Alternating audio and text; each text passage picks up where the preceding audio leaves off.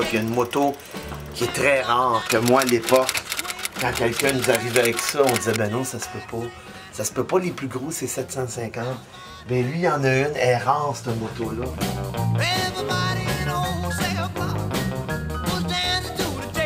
Même aujourd'hui, c'est bien rare.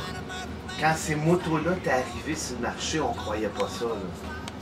On disait, ben non, ça se peut pas. Le premier qui disait ça, tu veux, il y a une 900. Non, ça n'existe pas, 900. Le plus gros, c'est 750. Tu vois que c'est de même année après année, hein. Il m'a dit, comme Michel lui-même, ça se conduisait comme une chaise haute, cette affaire-là. Ça allait mal. Mais à l'époque, on ne savait pas que ça allait mal. Aujourd'hui, ça, je n'ai une identique. Une Cousin Mine. Un Mark II. Hey, je me rappelle du mot en y voyant un Mark II. Il y a quelqu'un qui avait ça. C'était quelque chose. Moi, j'avais eu Cosette 1300. Là, il a regardé l'huile, une vraie peine d'huile de l'époque. Esso, Candle. Ça coule. Gars, les vinyles. Moi, j'en ai gardé une pile, peut-être quoi, 70, 5 par souvenir. Lui, il y en a 3000, je crois. 3000. Hey, ça me rappelle du qu'on a Steppenwolf. Qu'on allait acheter ça, là, quand il y en avait un nouveau. Il n'y a plus la même folie, hein. Tu sais, je me rappelle, mettons, Pink Floyd sur un nouveau disque, Jethro Tull, ou Robert Charlebois, je me rappelle. Claude Dubois, je me rappelle de ça. C'était tout comme une fête. On savait qu'il sortait, on avait hâte d'aller le chercher. Il me semble qu'il n'y a plus ça, mais c'est peut-être moi, là. C'est peut-être moi qui... Parce que j'ai vieilli, j'ai plus ce genre d'affaires-là. Peut-être qu'il l'a encore. Faudrait demander aux plus jeunes. Puis moi, à l'époque, c'était, écoute, un disque qui sortait. C'était une fête. On se préparait quasiment une semaine d'avance. Gars, il y a plein de monde qui ont écrit. Gars, Michel Mambara, il est venu en 2000. C'est Isabelle Boulay. Michel, tu es un homme de cœur. Garde toujours ces souvenirs de tes ancêtres et tes racines profondes. Isabelle Boulay. C'est beau voir ça, hein? Wow, Michel, quel beau voyage dans ton passé. Ouf, c'est impressionnant.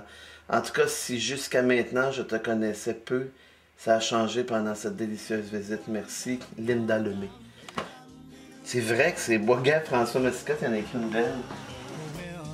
François, il a écrit « Michel, la ligne est mince entre la passion et la maladie mentale. » Hein, Michel? François, tu peux raison quand même.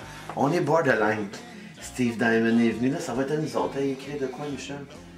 Mais moi, Michel, écoute, ça me fait drôle parce que ça fait quand même pratiquement 20 ans que je le connais. Et quand on était en tournée ensemble, il me contait tout ça. C'était, écoute, si moi je parle beaucoup, Michel parle beaucoup aussi. C'est un moulin, sans arrêt, plein d'images.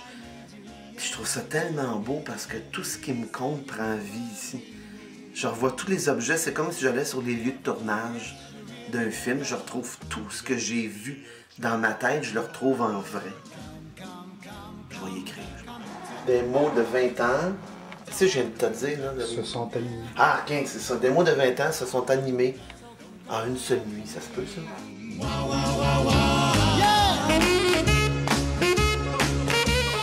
Merci 1000 fois.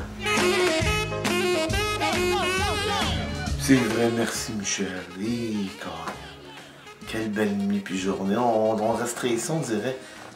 C'est des petits voyages dans le temps. On s'oublie. C'est ça l'affaire.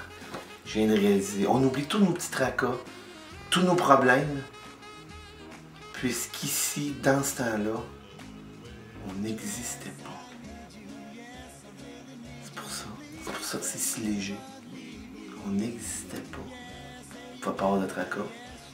Je ne pouvais pas me sentir trop gros. Je ne pouvais pas avoir peur de ce qui va arriver plus tard. Je ne pouvais pas avoir peur de rien. Je n'étais pas là. Fait qu'en ce moment, je vis dans un espace où je n'étais pas.